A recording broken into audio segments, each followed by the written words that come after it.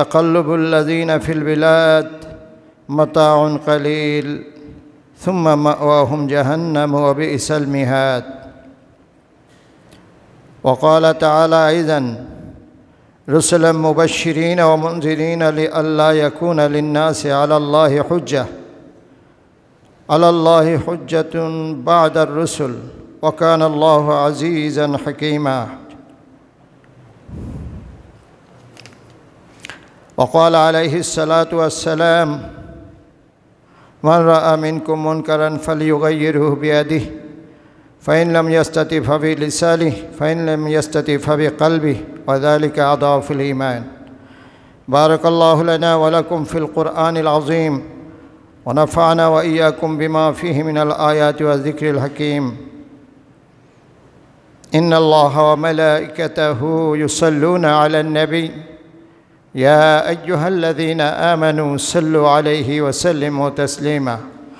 اللهم صل على محمد وعلى آل محمد كما صليت على إبراهيم وعلى آل إبراهيم إنك حميد مجيد. اللهم بارك على محمد وعلى آل محمد كما باركت على إبراهيم وعلى آل إبراهيم إنك حميد مجيد. يا مقلب القلوب ثبت قلبي على دينك يا مصرف القلوب صرف قلبي على دينك. اهدنا الصراط المستقيم اهدنا الصراط المستقيم اهدنا الصراط المستقيم. সম্মানিত সমবেত দিনদার ইমানদার মুসলিয়ানি কেরাম,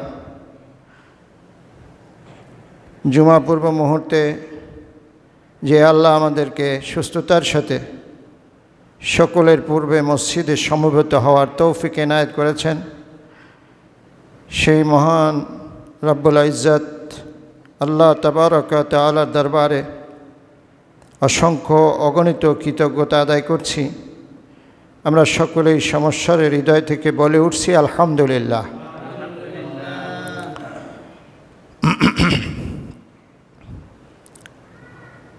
আমরা আপনাদের সামনে মহাগ্রন্থ আল কোরআন আসমানি কিতাবগুলির মধ্যে সর্বশ্রেষ্ঠ কিতাব, যেই কিতাবের শুরুতে যেই কিতাবের সূচনায় এমন 7টি আয়াত রয়েছে যে আয়াতগুলি পৃথিবীর কোনো আসমানি কিতাবে যে আয়াতের সমপরিমাণ সমান কোনো আয়াত আর নেই। সাবউল মাসানি 7 আয়াতযুক্ত এমন একটি সূরা ফাতিহা। এই সূরা ফাতিহা দ্বারা শুরু হয়েছে মহাগ্রন্থ আল কোরআন এবং সূরা নাস দিয়ে শেষ হয়েছে। আল্লাহ শুকরিয়া দিয়ে শুরু, আর মানুষের আশ্রয় চাওয়া আল্লাহর কাছে এই কথা দিয়ে শেষ করা কিতাব, যে কিতাবে কোনো ভুল নেই। যালিকাল কিতাবুল লা রাইবা ফীহ, যেটি কিতাব ঈমানদারদের জন্য, মুত্তাকিদের জন্য হেদায়েত, হুদাল লিল মুত্তাকিন। এই কিতাব যারা আমল করবে তাদের জন্য রয়েছে নাজাত ও জান্নাত। এই কিতাব যারা প্রত্যাখ্যান করবে তাদের জন্য রয়েছে আল্লাহর শাস্তি তথা জাহান্নাম। এই কিতাব দুনিয়াতে অনুসরণ করলে দুনিয়া মানুষের স্বর্ণোজ্জ্বল হবে, আলোকিত হবে। দুনিয়াতে জান্নাতের সুখ ভোগ করা যাবে। আর এই কিতাব যদি দুনিয়াবাসী, সমাজবাসী প্রত্যাখ্যান করে তাহলে সমাজ হবে জুলুম অত্যাচারে পরিপূর্ণ। সমাজে ন্যায় নীতি থাকবে না, বস্তুনিষ্ঠতা থাকবে না, ন্যায়পরায়ণতা থাকবে না, মানুষের প্রতি দায়িত্ববোধ থাকবে না, জুলুমে পরিপূর্ণ হয়ে যাবে, অশান্তিতে ভরে যাবে সমাজ। এই কিতাব পবিত্র কোরআন মাসে, রমজান মাসে নাজিল হওয়ার কারণে রমজানের বরকত এত বেশি বেড়ে গিয়েছে। এই কিতাব স্বয়ং আল্লাহ রাব্বুল আলামিনের বক্তব্যে আমাদের কাছে এসেছে জিবরাইলের মাধ্যমে। এই কিতাবের প্রতিটি অক্ষর তেলাওয়াত করলে, শুধুমাত্র অর্থ না বুঝে তেলাওয়াত করলে এর বিনিময়ে আল্লাহ কম হলেও 10টি নেকি লিখে দেবেন। এই কিতাব একটি নেকি শুধু 10টি নেকি শুধু লিখে দেওয়া হবে না, এর বিনিময়ে আল্লাহ পাক 10টি রহমত দান করবেন। আমল নামা থেকে প্রতি অক্ষরের বিনিময়ে 10টি গুনাহ আল্লাহ মুছে দেবেন। আর এই কিতাবকে যারা প্রত্যাখ্যান করবে, এই কিতাব তাদেরকে জাহান্নামে নিক্ষিপ্ত করবে। বিদায় মহাগ্রন্থ ঐশী কোরআন ও প্রতিদ্বন্দ্বী কিতাব হেদায়েত গ্রন্থ জান্নাত পাওয়ার উপলক্ষ আল্লাহর পক্ষ থেকে মানুষের জন্য আল্লাহর হেদায়েত, এই মহান হেদায়েত থেকে আমি আপনাদের সামনে অতি গুরুত্বপূর্ণ আয়াত তেলাওয়াত করেছি। আল্লাহ পাক যদি তৌফিক দান করেন তাহলে স্বল্প সময়ে আমরা এর উপরে আলোচনার ইতি টানব ইনশাআল্লাহ। আল্লাহ রাব্বুল আলামিনের স্মরণ, তার দ্বীনি আলোচনার শুরুতে প্রথমে আমরা তার একটু জিকির করে নেই। লা ইলাহা ইল্লাল্লাহ, লা ইলাহা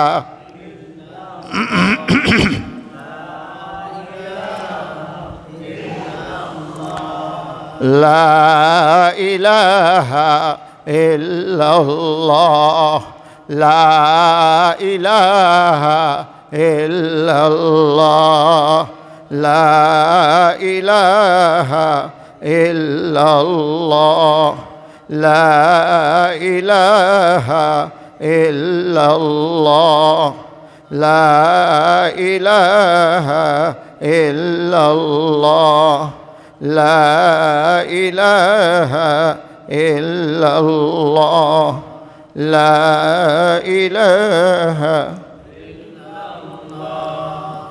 লা ইলাহা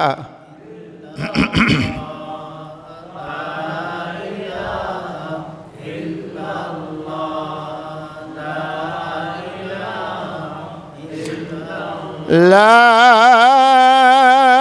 ইলাহা ইল্লাল্লাহু মুহাম্মাদুর রাসূলুল্লাহ সাল্লাল্লাহু আলাইহি ওয়াসাল্লাম। ওয়ালা ইয়াহসাবান্নাল্লাযীনা কাফারু আন্নামা নুমলি লাহুম খায়রুল লিআনফুসিহিম।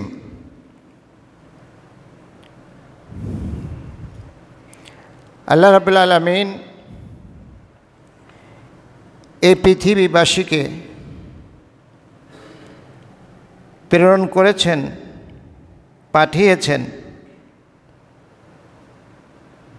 তাদের পাঠাবার পূর্বে তাদেরকে পথ দেখাবার জন্য আল্লাহ সুব্যবস্থাও করেছেন। এমনিতে আল্লাহ কোনো অভিভাবক ছাড়া অন্ধকারের মধ্যে এই মানুষকে ছেড়ে দেননি, বরং আল্লাহ মানুষকে পথ দেখাবার জন্য সৃষ্টির পূর্বেই নির্ধারণ করে রেখেছেন এই মানুষ পথ দেখবে কি করে। এই পথ দেখার জন্য আল্লাহ আলোর ব্যবস্থা করেছেন।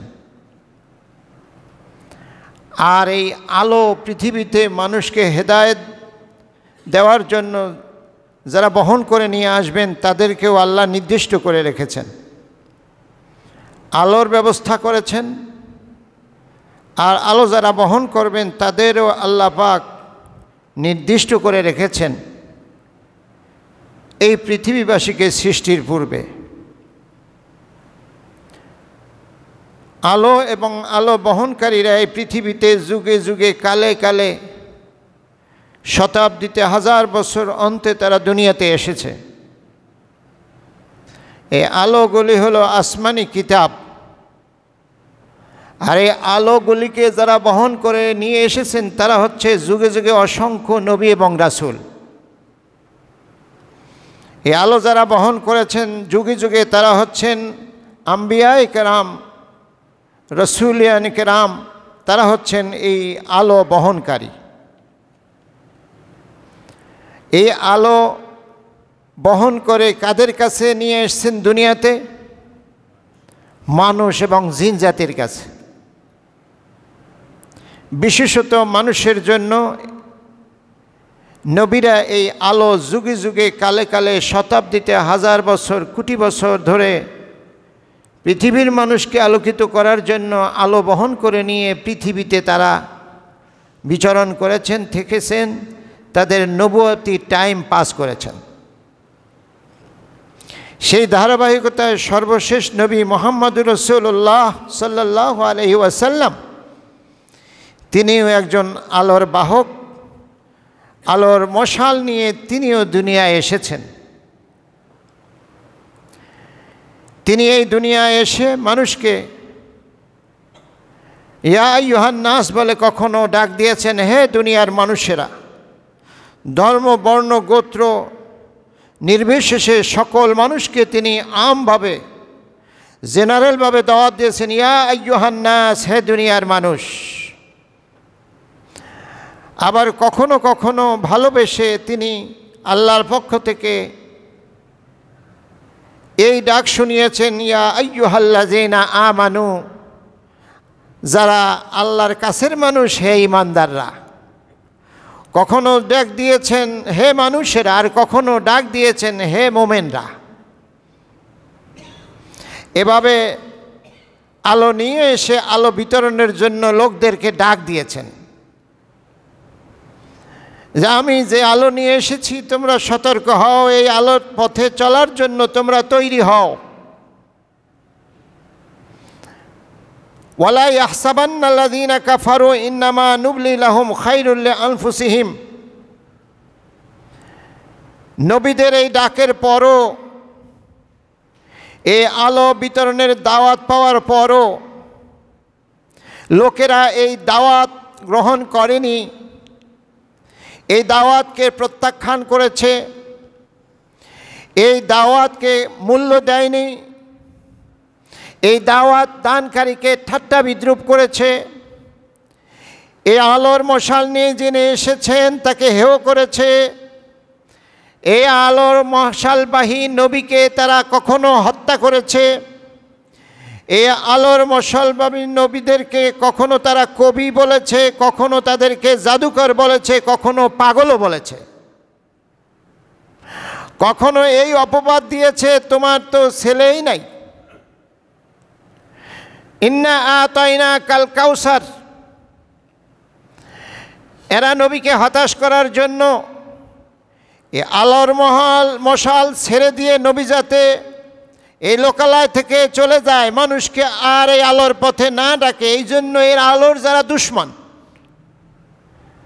তারা নবীকে এই অপবাদ দিয়েছে, তোমার তো ছেলে সন্তান নাই, তোমার তো লেজ কাটা।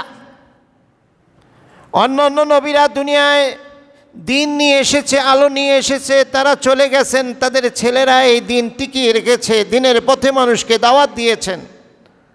কিন্তু তোমার তো ছেলে সন্তানই নাই, মেয়ে বিয়ে দেওয়ার পর তো তোমার ঘরে আর কেউ থাকবে না, কে তোমার এই ধর্ম ইসলামকে বাঁচিয়ে রাখবে, তুমি তো লেজ কাটা। আল্লাহ নবীকে এই আলোর শত্রুরা এই অপবাদও দিয়েছে। আল্লাহ বলছেন না না, ইন্না আতাইনা কাল কাউসার। ওরা বলছে যে আপনার কোনো ছেলে নাই, আপনার নাই। আমি আল্লাহ সাক্ষী দিচ্ছি যে আপনার অনেক আছে। ওরা বলে যে আপনার নাই, আপনার লেজ কাটা, আর আমি আল্লাহ সাক্ষী দিচ্ছি যে আপনার অনেক আছে। ফাসাল্লি লিরাব্বিকা ওয়ানহার। ওদের এই না থাকার প্রতিবাদে আপনার পক্ষ হয়ে আমি যখন সাক্ষী দিলাম যে আপনার অনেক আছে, তখন আপনার এই অনেক পাওয়ার পর আপনার দায়িত্ব হলো বেশি করে নামাজ পড়েন। ফাসাল্লি লিরাব্বিকা, আপনার প্রভুর জন্য আপনি সালাত কায়েম করেন।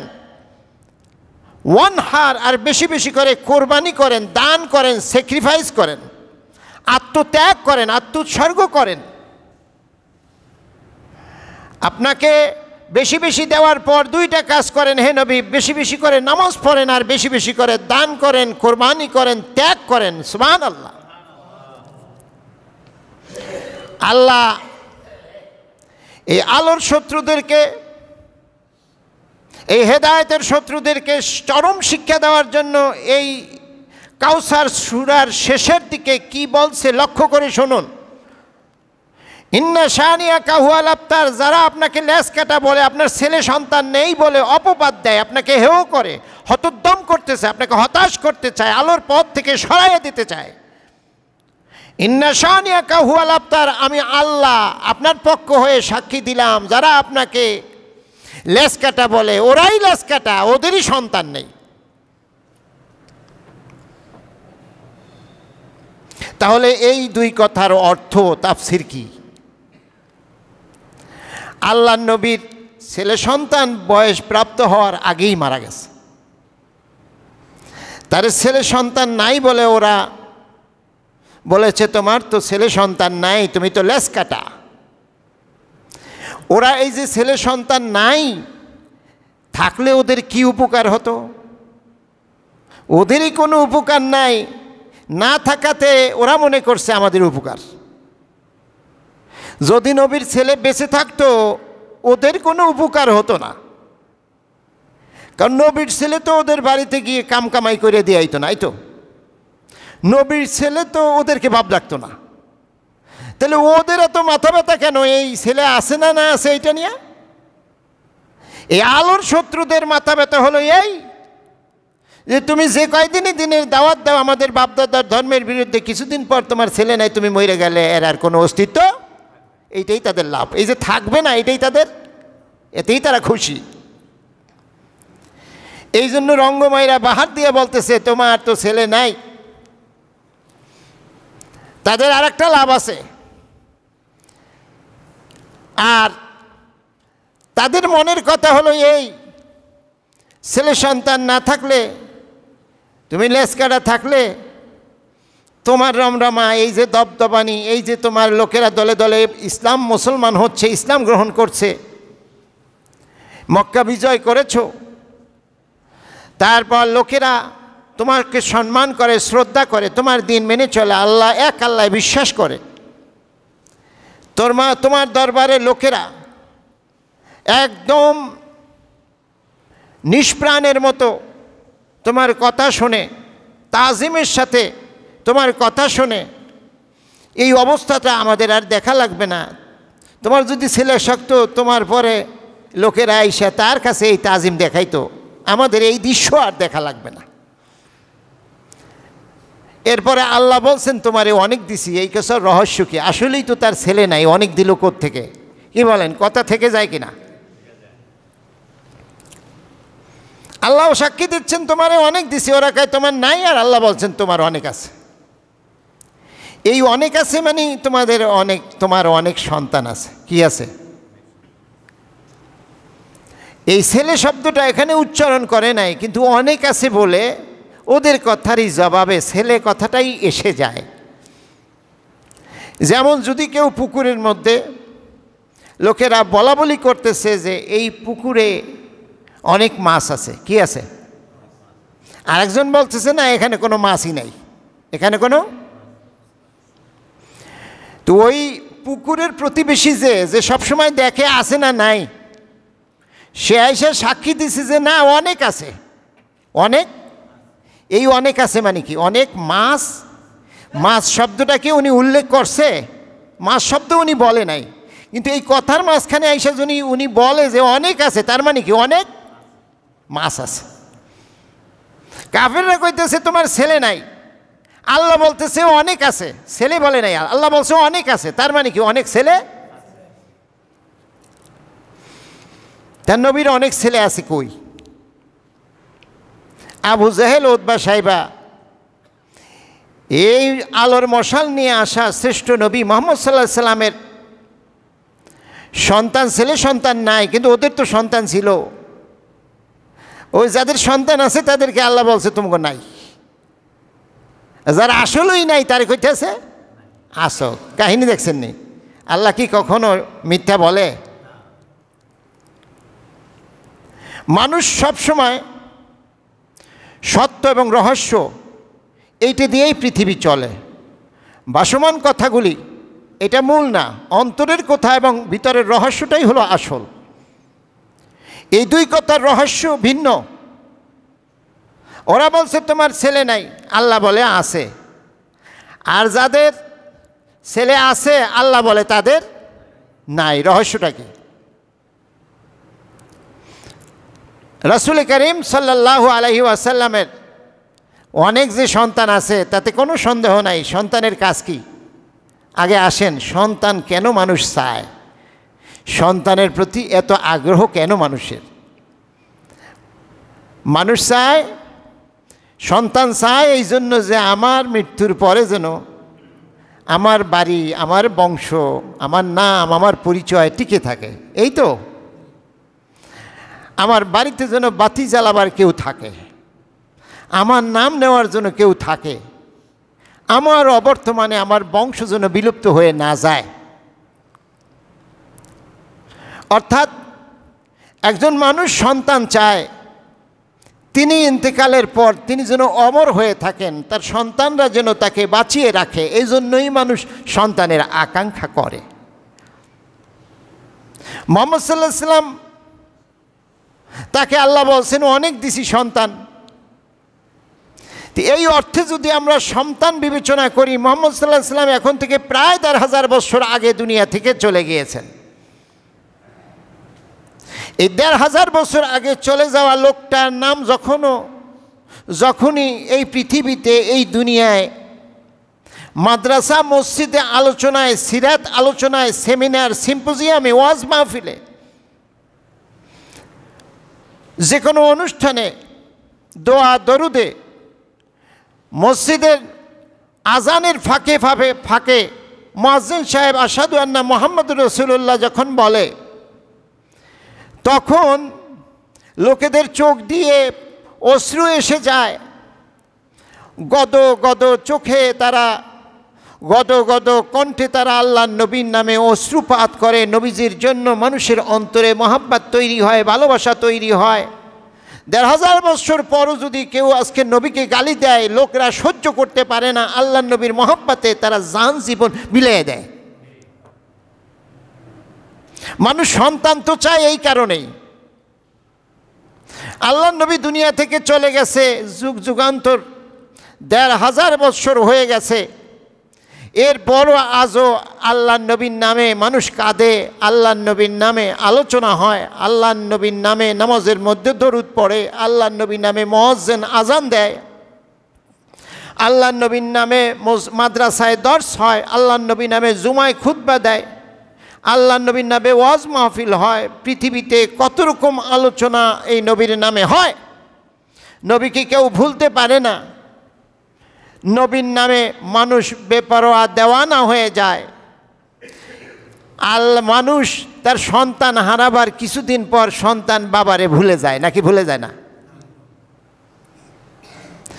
বড়জোর যেই সন্তান বাবারে বেশি ভালোবাসে, ২-৩ মাস ধরে গোরস্থানে গিয়ে একটু জিয়ারত করে, একেবারে বেশি ভালোবাসে, যে বাবার প্রতি যার মহাব্বত সর্বোচ্চ, সে ২-৩ মাস ধরে গোরস্থানে গিয়ে একটু জিয়ারত করে, একটু তেলাওয়াত করে, নামাজের পর কেন্দে কেন্দে বাবার জন্য একটু আল্লাহর কাছে গুনাহ মাপ চায় বাবার পক্ষ হয়ে।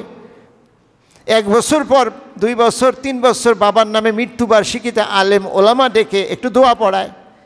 ভালো যদি সন্তান হয়ে থাকে, ১০-১৫ বছর পর আর এতটুকুনও মনে থাকে না ওই ভালো সন্তান, বাবার মহাব্বতের সন্তানটাও নাতিপুতি যখন চলে আসে, সংসারের জায়জামেলা আসে, তখন ওই ১২-১৩ বছর পর এই বাবার ভক্ত ছেলেটাও বাবারে ভুলে যায়, নাকি ভুলে যায় কিনা? ১০-১৫ বছর পরে বাবাকে ভুলে যায় এই বাবা ভক্ত সন্তান। আর ১,৫০০ বছর আগে আমাদের নবী দুনিয়া থেকে বিদায় নেওয়ার পরও আজও আমরা তার নামে কাঁদি, তার জন্য দোয়া করি, তার জন্য জীবন বিলিয়ে দেয়। তাহলে কি নবীর সন্তান কম আছে না বেশি আছে? আল্লাহ যথার্থই বলেছেন, ইন্না আতাইনাকাল কাউসার, হে নবী আপনাকে অনেক সন্তান দিয়েছি। আর যারা নবীকে লেসকাটা বলেছে তাদের সন্তান আজ দুনিয়াতে নাই। আবু জেহেল বললে কেউ আর আবু জেহেলের নাম উচ্চারণ করতে চায় না, নিজের নামের সন্তানের নাম আবু জেহেলের নামে রাখতে চায় না। এতটাই লেসকাটা তারা, এতটাই সন্তান শূন্য, এতটাই ব্যর্থ বাবা যে ১,৫০০ বছর পর ওই আবু জাহেলের কোনো সন্তান পরিচয় দেওয়ার, নাতিপুতি পরিচয় দেওয়ার পৃথিবীতে আর একজনও অবশিষ্ট নাই। আছে?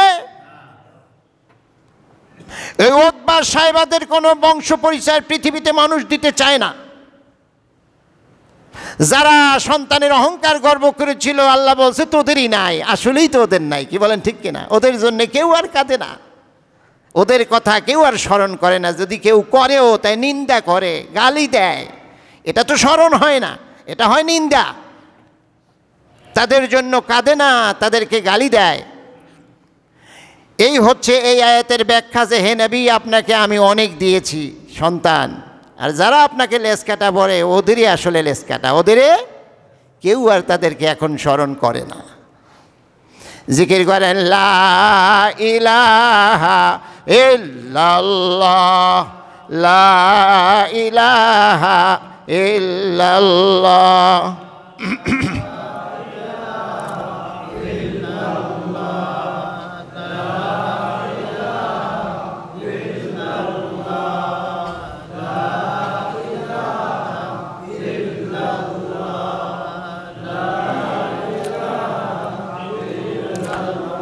লা ইলাহা ইল্লাল্লাহু মুহাম্মাদুর রাসূলুল্লাহ সাল্লাল্লাহু আলাইহি ওয়াসাল্লাম। ওয়ালা ইয়াহসাবান্নাল্লাযীনা কাফারু আন্নামা নুমলি লাহুম খায়রুল লিআনফুসিহিম। অবিশ্বাসীদেরকে আমি যে অবকাশ দিয়েছি, আল্লাহ বলছেন, অবিশ্বাসীদেরকে, আলোর শত্রুদেরকে নবীরা জানিয়ে আসছেন সেটা হলো আলো। এই আলোর শত্রু যারা, তারাই অবিশ্বাসী, তারাই কাফের। আলোর শত্রুদেরকে আমি যে অবকাশ দিয়েছি, একটু সুযোগ দিয়েছি, একটু তাদের ঘুড্ডির সুতা যে আমি একটু ছেড়ে দিয়েছি, আন্নামা লুমলি লাহুম খায়রুল লিআনফুসিহিম, তারা যেন নিজেদের জন্য এটাকে সুযোগ মনে না করে। এই যে তাদের একটু ঢিল দিছি, একটু সময় দিছি এই অন্যায় করার, এই সত্যকে প্রত্যাখ্যান করার, এই আলোকে অস্বীকার করার, এই যে একটু অবকাশ তাদেরকে দিছি, এই যে একটু সময় দিছি, এইটারে যেন তারা নিজেদেরকে আনন্দের সাথে এটার যেন সুযোগ মনে না করে। এই আলোর শত্রুরা যেন এটাকে নিজেদের জন্য একটা চান্স মনে না করে, এই সুযোগ দেওয়াটাকে যেন আমি আল্লাহর দুর্বলতা মনে না করে।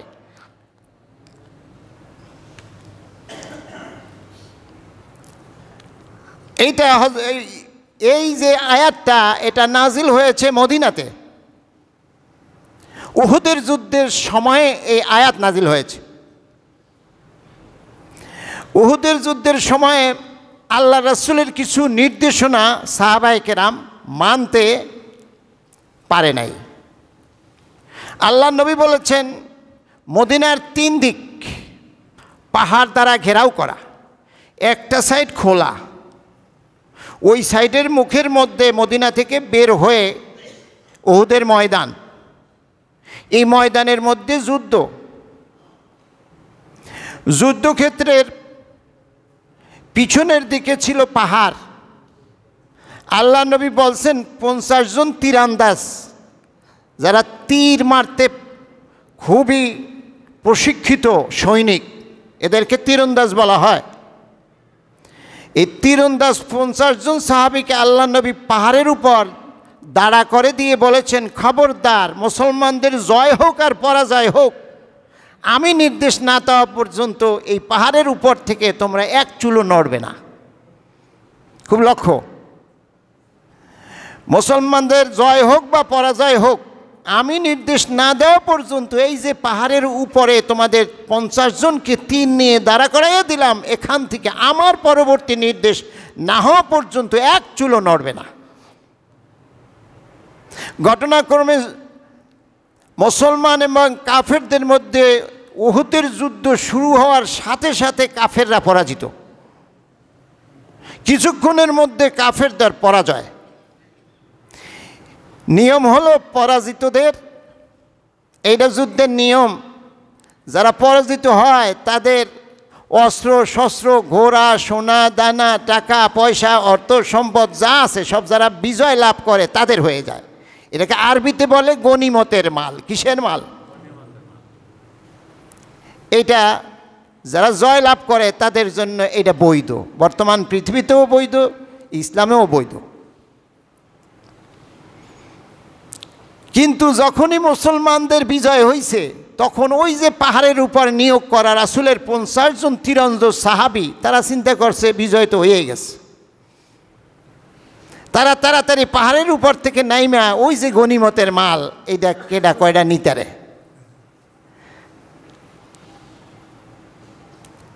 এই ফাঁকে আবার কাফেররা ওই পাহাড়ের উপর দিয়া পিছন দিক থেকে আইসা এমন আক্রমণ করছে যে মুসলমানরা ছিন্ন ভিন্ন হয়ে গেছে, বিপর্যস্ত হয়ে গেছে।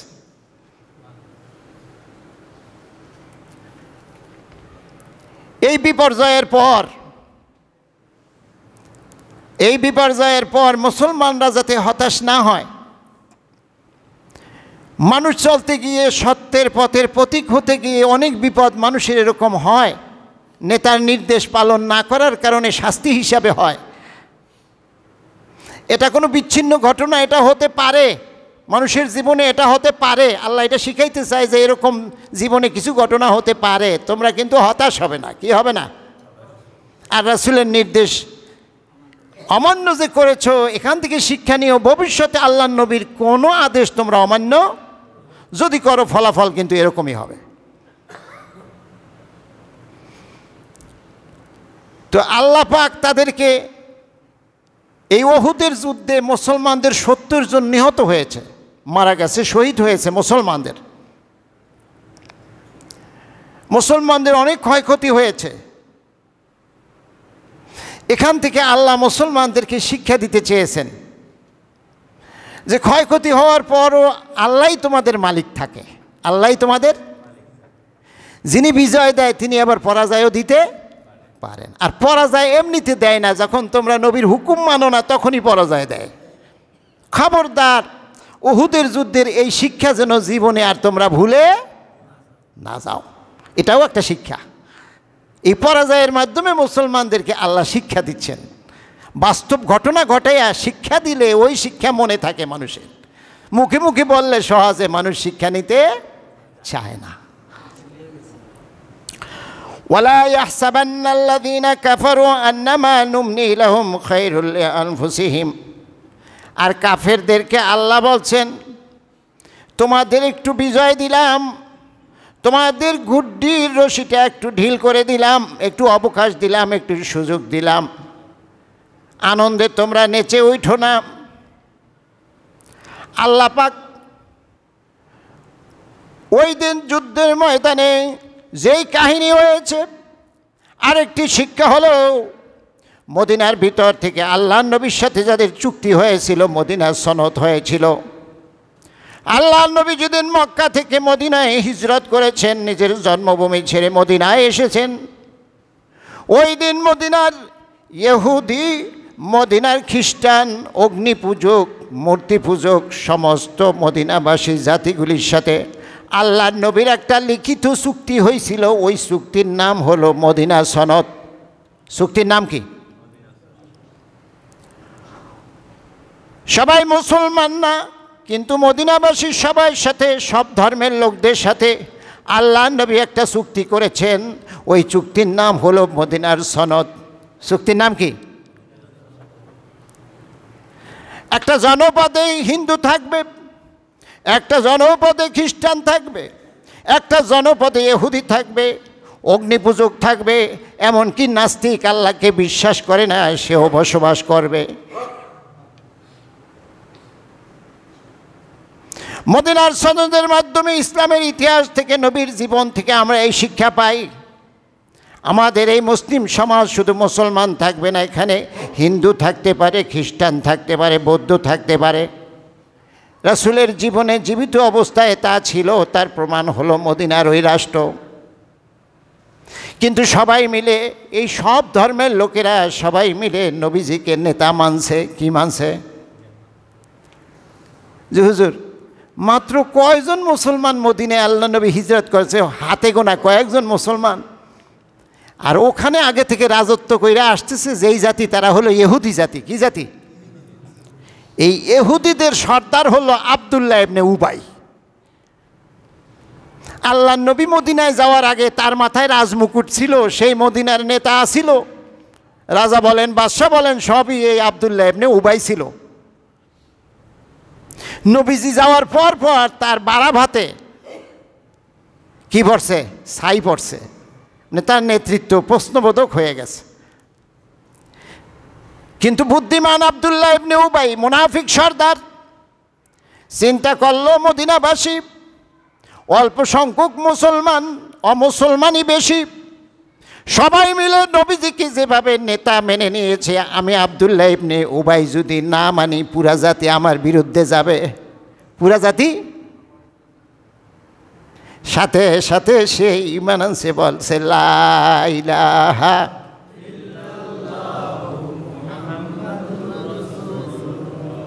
এই ঈমান আনার পর সে হয়ে গেছে মুনাফিক।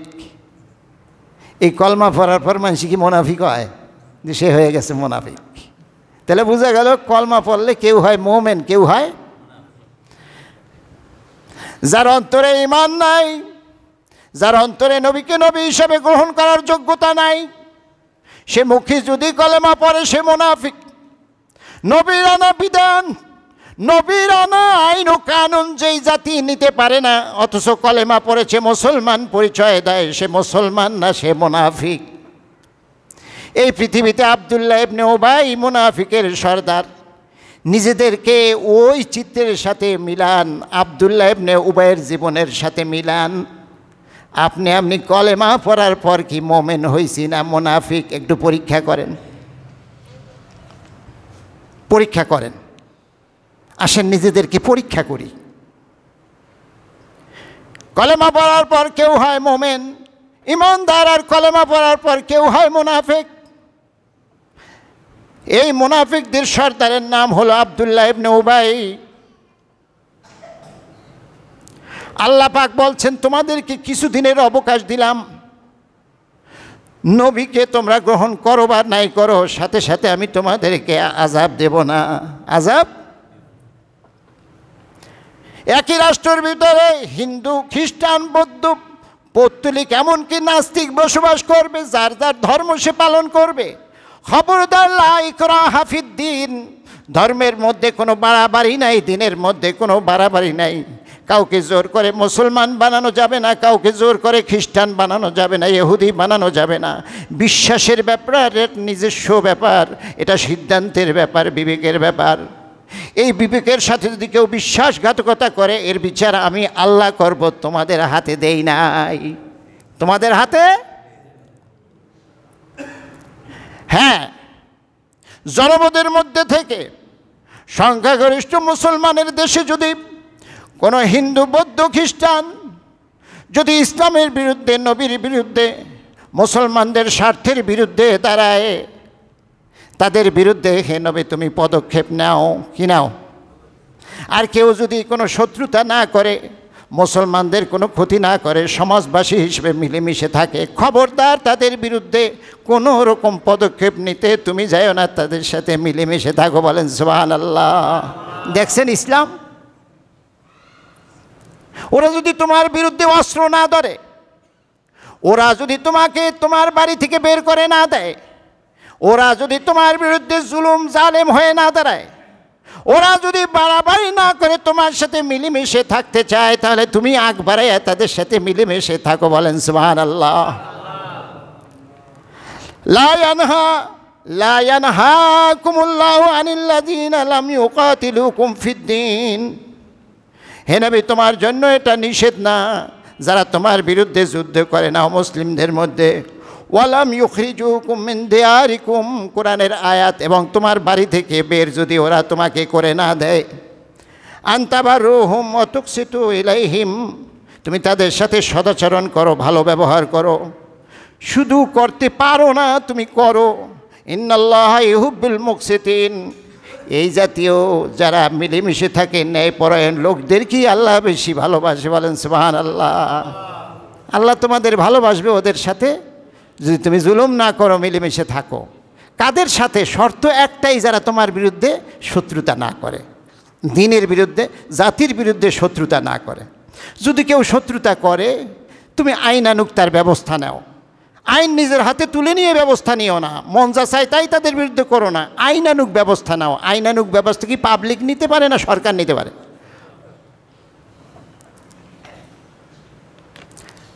লা ইয়াগুররন্নাকা তাকাল্লুবুল্লাযিনা ফিল বিলাদ মাতাউন কালিল। তোমরা হতাশ হয়ো না মোমেনরা এই দুনিয়ার ভোগ বিলাস দেখে। আলোর শত্রু যারা, আলোর শত্রু, নবীর শত্রু, ইসলামের শত্রু, সত্যের শত্রু, ন্যায়পরায়ণতার শত্রু, হালালের শত্রু, সুন্দরের শত্রু যারা, তাদের এই আরাম আয়ে সুন্দর জীবনযাপন দেখে তোমরা হতাশ হয়েও না। আল্লাহ বলছেন, ওদেরকে আমি একটু সুযোগ দিলাম, ওদেরকে আমি একটু ছেড়ে দিয়েছি, এই দুনিয়াতে ওরা একটু ঘুরে বেড়াক, ওদের অবাধ্যতার মধ্যে আরও ওরা ঘুরপাক খাক। ওরা তো অবাধ্য। আল্লাহ বলছেন এই অবাধ্যতার মধ্যে ওরা আরও ঘুরে মরুক, ওদের অবাধ্যতার মধ্যে ওরা আরও ঘুরে মরুক। মাতাউন কালিল। হে মোমেনরা, জেনে রাখো দুনিয়ার জীবনটা খুবই অল্প সময়ে। এখানে কার কি রমরমা, কার কি শক্তি, কার কি বাহাদুরি, এটা কোনো বিবেচনার বিষয় না। সুম্মা মাওয়াহুম জাহান্নাম ওয়া বিসাল মিহাদ। তোমাদের তো সান্ত্বনা এই জায়গায় যে দুনিয়ার জীবনটা হলো ক্ষণস্থায়ী।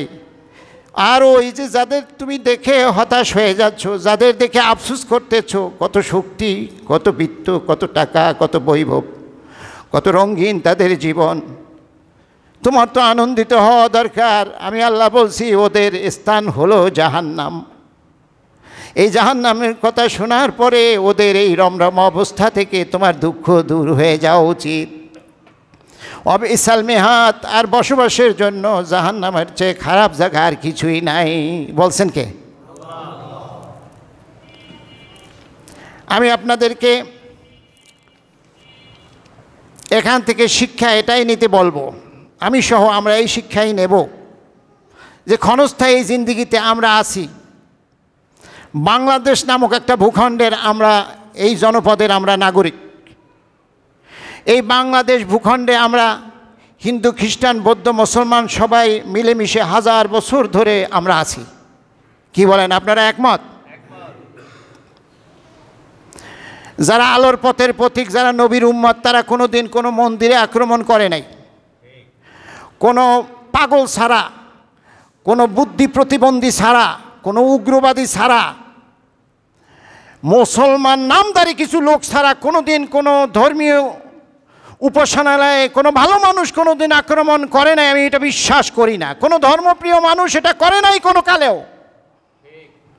কোন স্বার্থান্বেষী মহল তার স্বার্থ চরিতার্থ করার জন্য আগেও করেছে, এখনও যদি কইরা থাকে করতেছে। আপনারা একমত কিনা? এই ব্যাপারে আমরা সতর্ক থাকবো। রাসূলের জীবন থেকে আমরা জানলাম সবাই আমরা মিলেমিশে থাকবো।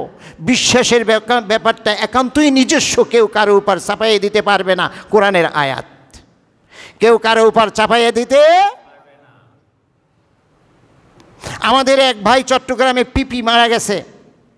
ইসকনের বিষয়টা আপনারা জানেন। ইসকন এটা ওনাদের দাবি হলো একটা ধর্মীয় সংগঠন, পৃথিবীর বিভিন্ন দেশে তাদের এই সংগঠন আছে, আবার 10টার মতো দেশে তাদের এই সংগঠন নিষিদ্ধও আছে। এই কিছুদিন আগে পর্যন্ত আমরা ইসকন চিনতাম না, এখন ইসকন চিনি। তাদের বক্তব্য অনুযায়ী তাদের কাজ হলো অনাথ আশ্রমে সেবা দেওয়া, ধর্মীয় ব্যাপারে গবেষণা করা, আধ্যাত্মিক উন্নতি সাধন করা, এইগুলি তাদের কাজ। কিন্তু ওনাদের চিন্ময়, কি জানি, চিন্ময় কৃষ্ণদাস, জনাব চিন্ময় কৃষ্ণদাস, যিনি এই ইসকনের বাংলাদেশের দায়িত্বশীল ছিলেন, এই লোককে ধরার পরে এরপরে তার যে ভক্তবৃন্দ, তারা তার জামিন না হওয়ার কারণে তারা এই কোর্ট অবরোধ করেছে, অবরোধ করে রেখেছে, পুলিশের সাথে সংঘর্ষে গেছে। তার ভক্ত থাকতেই পারে, এটা কোনো অন্যায় না। তার জামিনও তারা চাইতে পারে, এটাও কোনো অন্যায় না। কিন্তু এই ঘটনা নিয়ে যদি তদন্তে যদি এটা প্রমাণিত হয় যে তার কোনো ভক্ত সরকারের একজন পিপিকে এই আইন লড়ার জন্য তাকে হত্যা করেছে, এটা যদি প্রমাণিত হয়, তাহলে আমাদের তার ব্যাপারে আইনানুগ ব্যবস্থা নিতে হবে। ব্যক্তি কোনো ব্যবস্থা নেবে না, আইনানুগ ব্যবস্থা নেবে কে? সরকার। এই ব্যাপারে আমরা কোথাও কোনো বাড়াবাড়ি করব না। আল্লাহ রাসূলের সময় তবে বাংলাদেশের মানুষ আগেও ধন্যবাদ পাওয়ার যোগ্য, এইবারও ধন্যবাদ পাওয়ার যোগ্য। বাংলাদেশ সাম্প্রদায়িক সম্প্রীতির 1000 বছরের উজ্জ্বল দৃষ্টান্ত। তার প্রমাণ হলো শতকরা 85% মুসলমানের দেশে একজন মুসলমান সরকারি পিপিকে মারার পরও কোনো মুসলমান কি কোনো হিন্দুর উপরে কোনো আক্রমণ করছে? কোনো মন্দিরের উপরে কোনো আক্রমণ করছে? আলহামদুলিল্লাহ, আলহামদুলিল্লাহ। আশা করি এতেই আল্লাহ আমাদের প্রতি খুশি, এতেই আল্লাহ আমাদের প্রতি, আমরা এই কাজ করব না। কিন্তু আমরা আমাদের ওই ভাইদের কাছে আমাদের অনুরোধ, আপনারা আমাদের ভাই, আমাদের দেশের নাগরিক, আমাদের ধর্ম আপনাদের সাথে মিলেমিশে থাকতে বলেছে। আপনি আপনার ধর্ম পালন করবেন, আমি আমারটা পালন করব। তাহলে কেন ভাই বাড়াবাড়ি? কারো প্রতি আমার ভালোবাসা থাকতেও পারে, কিন্তু আমি তো সীমা লঙ্ঘন করতে পারি না। আপনি কোর্টের কাছে বিচার চাইছেন, সে জেলে নিছে, তদন্তর পর যদি তার কোনো দোষ না হয় জামিন তো সে এমনিতেই পাবে। যে তদন্ত করার সুযোগ তো আপনি দিবেন। মানুষ কি ফেরেশতা? উনি তো কোনো ফেরেশতা তো না, মানুষ, মানুষের তো অপরাধ হইতেই পারে। আবার অপরাধ না হইলে তিনি তো জামিন পাবেনই। এর আগে আপনি কেন আরেকজনকে যদি প্রমাণিত হয় তাহলে হত্যা করতে কেন যাবেন? ওই ভাইদের কাছেও আমাদের আকুল আবেদন, আসেন আমাদের এই সুন্দর জনপদ 1000 বছর ধরে পাশাপাশি হিন্দু বৌদ্ধ মুসলমান আমরা বসবাস করে আসছি। আপনারা আমাদের সমাজবাসী, আসুন আমরা মিলেমিশে থাকি। কেউ যেন আমাদেরকে ব্যবহার করতে না পারে গোষ্ঠী স্বার্থে, রাজনৈতিক স্বার্থে অথবা ব্যক্তিগত আক্রমণ করার স্বার্থে, যেন আমাদের কাউকেই কেউ ব্যবহার করতে না পারে। আল্লাহ আমাদেরকে তৌফিক দান করুন। ওয়া আখির দাওয়ানা আলহামদুলিল্লাহি রাব্বিল আলামিন।